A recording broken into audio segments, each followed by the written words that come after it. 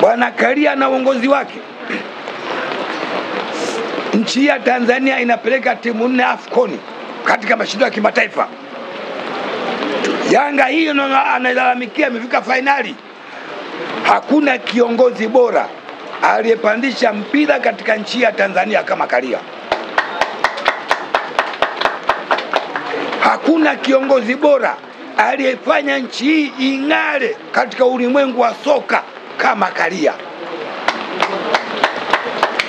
Unaposema kwamba Karia ajiuzuru, unaposema kwamba Karia hana akili, aise, umetenda dhambi kubwa.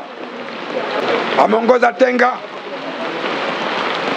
ameongeza viongozi wengi, ameongoza TFF, lakini hatujafikia level kama hii tuifikia hivi sasa bado.